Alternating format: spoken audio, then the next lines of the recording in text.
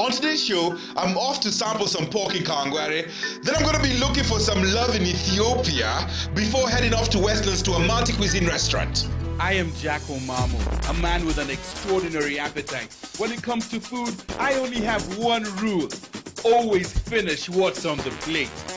I'm not a chef, but I love to see how great food is prepared before I sink my teeth into it. You could say I live to eat. I'm on a mission to sample simple yet special food prepared by people from all walks of life in and around East and Central Africa.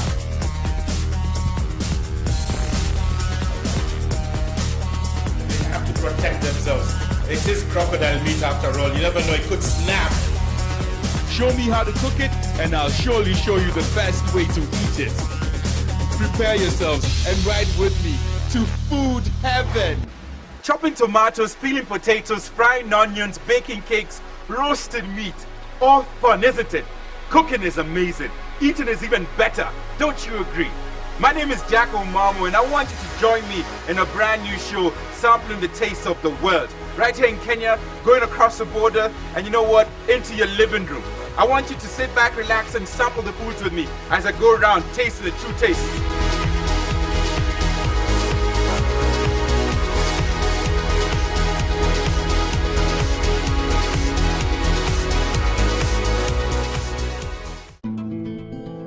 Kawangare is full of hustling and jostling commuters, smack in between Dagoretti Corner, Reduta, and Lavington. As a matter of fact, some people call it Lavington Brown. But we're here right next to a major bus terminus where you'll find Bahati Pork Butchery that has caught our attention today. So here we are, food heaven in Kawangare. You might have passed through here from Nairobi on your way to Kikuyu, but we're not going to be talking about how far it is. We're going to be talking about how great the food is. And right here at Bahati Pork Butchery, we're going to be sampling, yes, you guessed it, pork, or nguruwe, or nyama white, yeah, red.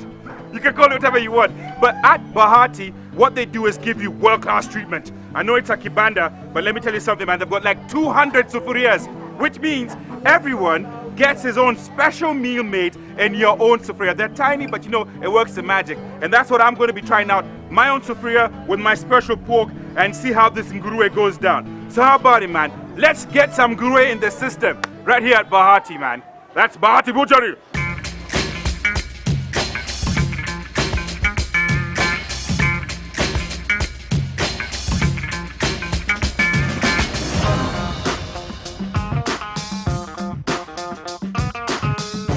So here we are inside the big butchery, Bahati Pork Butchery. And I'm with my main man, Saimo. Vipi muzea? Ohoro. Wewe ukulangi pork yani kupata ile nini uzito. Hii mafuta inaenda wapi bwana? Hivi. Ala? Okay, Saimo. Nimesikia hapa watu wakija ni kuchagua tu sufuria. Kuchagua tu sufuria, kusema ni kilo ngapi na kuingia kule ndani. Hebu nipulize. Kati ambao watu wanaona. Ngoja. Kati watu ambao huwa naingia hapa hivi. Ni wangapi? Yaani kiasi. The sight of meat everywhere was giving my tongue quite a beat.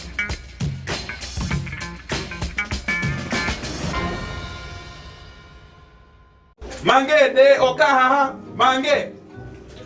Ni mange. Mange okaha. Reu.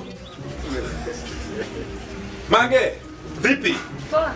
Fry, unaweza fanya hiyo fry? Hii yangu hii. Nataka kitunguu kama 3, nyanya kama 3, hoho kama 3. Nini tena? Pilipili kama 3 hivi. Tunaweza fanya hivyo? Fry.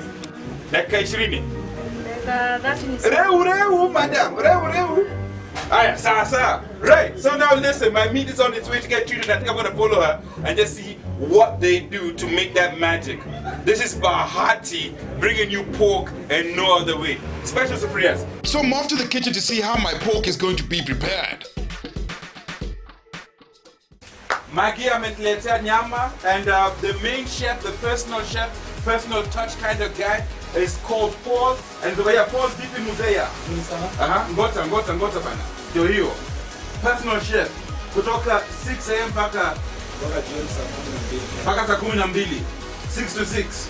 No joke, man. I'm talking. And listen, there are 4 sufurias on the fire at a go. One man operating this magic. You should see the pork as it sizzles. But I've got a few questions to ask over here. Paul, hebu ukiendelea, waendelea na kazi lakini hebu niulize. Yeah, kwa siku moja unapika sahani gapi? Napika sahani kama 150. 150? Wewe peke yako? So on average, that's 150 plates every day. I wonder how much fat that is. Mbona huna kitambi kama yangu? Hata Simon hana kitambi bwana. What's going on? Hii mafuta ni mafuta gani? Hii ina cholesterol. No cholesterol fat. Okay, I love you the sound of this. All of you who are health conscious, you come over here to Kawangare. Yeah? You won't grow a pot out of you in this one. Alright. Sasa. So he starts off by frying my pork in a sufuria. He says this will take about 15 minutes. Now as that is going on, he quickly chops up some onions and soaks tomatoes. Paul believes that by soaking the tomatoes, they get softer and cooks faster. Tigawada Paul. After he chops those up, he adds them into the already fried pork and gives them a little stir, a little toss and turn here and there before putting in pre-cooked sukuma wiki. Now the pre-cooked sukuma wiki is stirred in and the end result looks like this. Well, Bahati Pork Butchery about to engage in a very, very healthy portion of pork. But first, a word or two from some of the regulars. As a matter of fact, one regular, Man Jenga, vipo mzee? Gota. Hebu niambie Jenga. Umeanza kuja hapa tangu lini? Did you hear that? Last year. Last year. Na unaweza kula pork kiasi gani? Nusu tu. Nusu. Nusu peke yake. Yes. Na umeona ile kadema hapa hivi, kule naye kapork hivi. Wife bado. Wife bado. Jakulani. Ama utaki aone yani pale unakuja kula lunch. Haya kulagi. What? Okay, mimi order nusu kama wewe tu. Yeah? Nikishinda utanisaidia? Haina shida. Haina shida. Safi basi, listen. I'm going to try and enjoy the pork that obviously Jega is enjoying over here. Let's keep it food heaven. Let's get the food down. At Bahati. Leta hiyo kitu bana. Karibu. Ngoja. Easy half. Hii ni quarter. Kwa hivyo utanieta quarter nyingine, eh? Okay. And as you can see, this is, well, the size of the plate fits the quarter. I think that's what's going on over here. So now, my man Jenga, Nivi, Nivi, nianze na side moja. All right, here we go. This is, well, dry fry. Here we go. The pork was amazing. Most of the fat had melted away, leaving a crispy crunch softened by the tomatoes and sukuma wiki. Delicious. That's it for Kawangare. Now I'm off to Habesha to try out some coffee and to find love. Afterwards, it's PrideInn.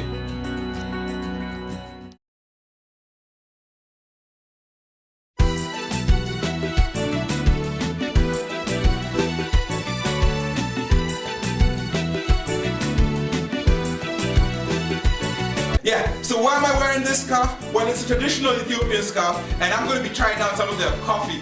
Let me tell you something else, man.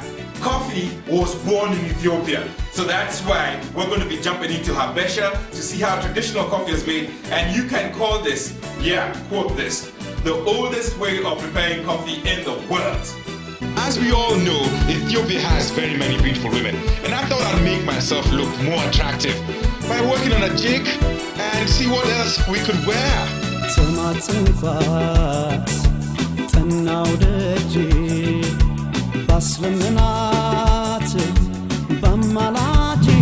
So here we are, it's Habesha restaurant, Ethiopian, and right now we're at a special place. It's called the Buna Mafia. Now it's not the mafia you're thinking about, okay, from Italy or wherever in the world. This is a special term. Buna Mafia actually means the coffee place. It's a traditional setup, and whenever coffee is prepared, we have family members, friends, guests come together and enjoy the coffee at one place. And over here, we do have guests, and we're all going to drink coffee together, are we not? Oh yes, I can see coffee is on the menu today. And right by my side, I mentioned earlier that the beautiful ladies in Ethiopia. Alam over here, as beautiful as they come, straight from Ethiopia. Alam, how are you? Yes, habari yako. Uko salama? Yeah? Have you been told how beautiful you are by Kenyans? Yeah? Yeah, I know. She's told all the time. But we're not going to talk about beauty, okay? We're going to keep that on hold. Right now, she's going to show us how to prepare traditional Ethiopian coffee. First, the Ethiopian coffee beans are washed and dried. Then, using a special pan that has holes in it for better roast, the beans get treated on a jiko, roasting slowly for 10 to 15 minutes, tossing every now and then until they're dark brown. At this point, everyone gets a little whiff of the amazing aroma from the coffee beans. Okay. Alright, I think I got the gist of that. The roasted coffee beans now get ground using a mortar and pestle until very fine. They even look like what you'd get at the supermarket while she's done with it.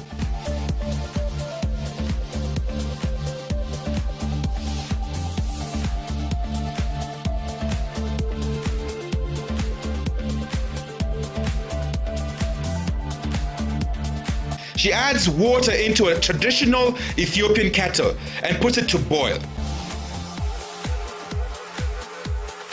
Once it's hot, some coffee is added in as it brews. She constantly checks to see that it has been done right, and she just does this by taking a little look, and if it's not correctly done, it's back into the kettle. This process is repeated until she gets it just right.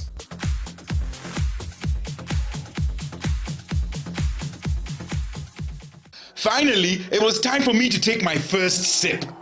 I hold it with no sugar, and this looks strong. Okay. Woo! Apana, sitaki sukari. I think it's sweet enough. Now that I'm taking it right next to you, I think. No, but it is really nice. It's got it's really strong. And let me tell you something. The coffee beans can be bitter, but past the bitter, I think you get the sweet. When it's this strong, it all merges together, and I'm quite enjoying it. I don't need any sugar at all, and I will not put any sugar in my coffee. So is everyone else going to try it? Do you all take your coffee without sugar? Without sugar? It depends. Some people they will take with sugar. Sometimes you drink it with sugar, but nothing different. No, okay. The best thing if you are not using without sugar, that's good. All right. I'm going to continue taking mine without sugar. Real taste. Yeah? Without sugar. Without sugar. Well, here we go. How you feel? I've gotten used to it already. I'm enjoying this a lot, yeah. Without sugar, I think is the way to go. What is cooking now? Ow. I'm in Saganelo. I know Amharic, man. It's in the coffee. You know, speaking Amharic worked a magic for me because Amel got closer. In fact, call up Paloma, I'll be Diego, and this is our hacienda.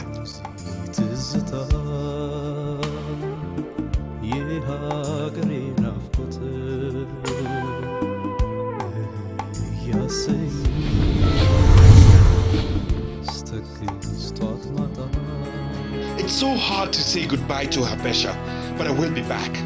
Now it's off to Westlands, to a multi-cuisine restaurant.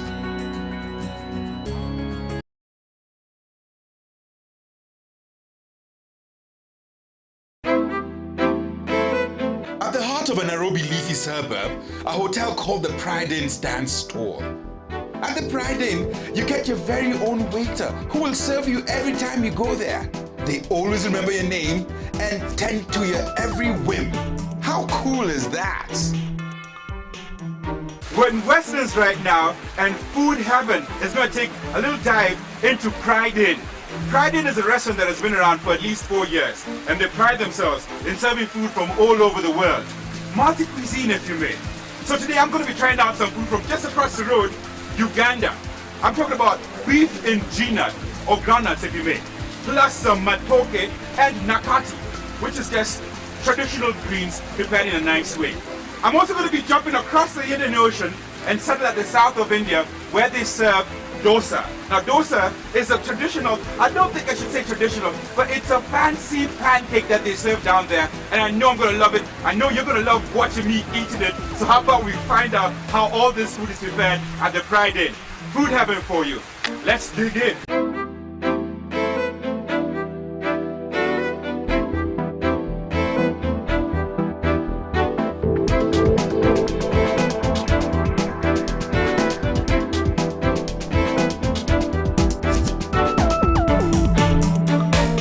So here we are at PrideInn, where there's a wonderful setup, and we're going to find out just how dosa is prepared.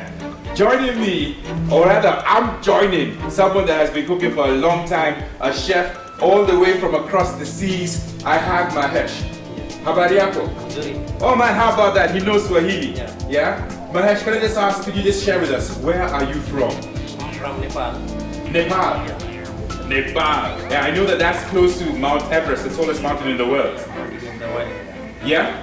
Have you climbed Mount Everest? You have? Yeah. Very cold? Very cold. Did you get any frostbite? No? Okay. Now listen, it's good to have you. How long have you been in Kenya for? Yeah, now 5 years. 5 years. Do you have a Kenyan wife? No. No? Not yet? No. Maybe you should look for Ethiopian.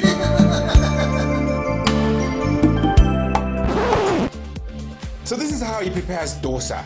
He puts 1 teaspoon of uradal to 3 teaspoons of rice, basmati by the way. Then there's 1 teaspoon of sismati.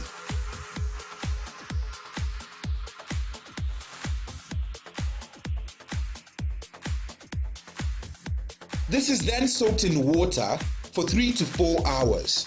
Once it's soaked, it's soft and blended. After it is blended, he adds in a spoon of sugar and half a spoon of salt. This is how it looks like at that point. To make the sauce, he puts in half a teaspoon of smethi seeds and half a teaspoon of amajira. He then puts in 1 teaspoon of dal, which is one of my favorites by the way, and 1 teaspoon of coconut paste. In goes in a teaspoon of skaringuru, really sweet this is, and all this is blended together. Now it's time to cook. First, he aerates the mix and makes sure that the hot grill is cooled down enough. He spreads the mix onto the medium hot surface and lets it set for a few minutes. In between, he adds some mashed potatoes which have been mixed with fried onions and turmeric. After about 5 minutes, it is ready to be carefully rolled and plated. The dosa is plated in such a beautiful way and the sauce looks so tempting. But I tell you what, I'm gonna deal with this later. First, I need to find out how the beef and peanut sauce with steamed matoke and atika is going to look when it's prepared.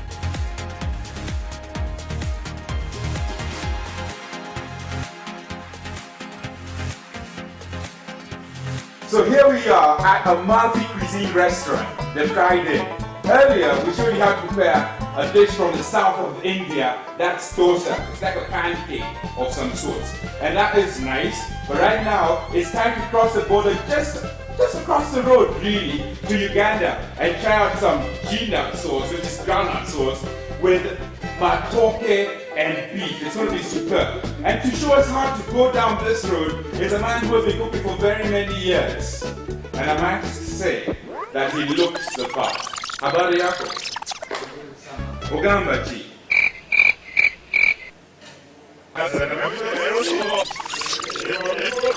So here's a very experienced Chef Herbert. Habari yako? Yeah? Chef, it's nice to be here at your multi-cuisine restaurant. Seeing how they do some Indian, dosa. Now you want to take us across to Uganda, isn't it? Nuts are soaked in water for quite a while until they get nice and soft. They are then pounded really nice to get a fine paste. Roughly crushed roasted nuts are then added to the paste for added texture. At this point, he's kind enough to show me the atika, or managu as we like to call it, which has been lightly steamed. For the beef, a little oil is put in a pan and in it goes, fried lightly, and you have to remember that this beef has been pre-roasted.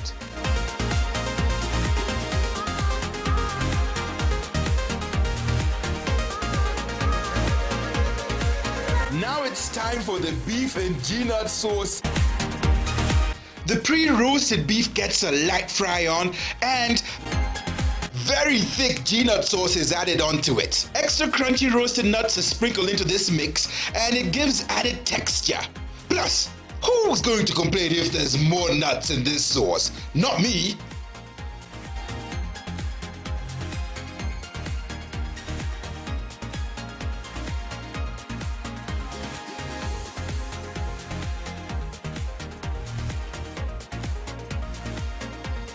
The beef in G-nut sauce is ready.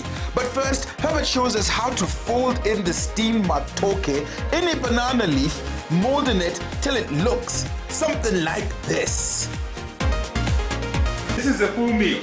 It's beef in G-nut sauce, ground sauce if you like, some atika, which is manavu in Kenya, and of course matoke, which has been given some special treatment and mashed together.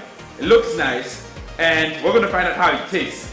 So stick around and see how this goes in. It was finally time to try out the food from your dosa, and which I started off with. And let me just tell you something right now. For breakfast, this is amazing. It is, well, it looks like a pancake, but it tastes quite different. It's very crispy, but at the center where the mashed potato is, a little chewy. Once you dip it into the sauce though, oh my lord. You feel like you should have more and more. More like lunch actually. For the beef and G-nut sauce, all I can say is magic. The oil from the nuts infused with the beef, and you could think that that's all the cow ate. And the matoke and atika also were great, nice and plain, proper mix for the beef. All in all, great food over here at PrideInn. Loved it. So that was it. From Bahati Pork Butchery to Habesha, where I got sprung, to PrideInn, the multi-cuisine restaurant. Keep your tummies rumbling because next week I'm going to be at it again. Right here on Food Heaven. More than just a food show.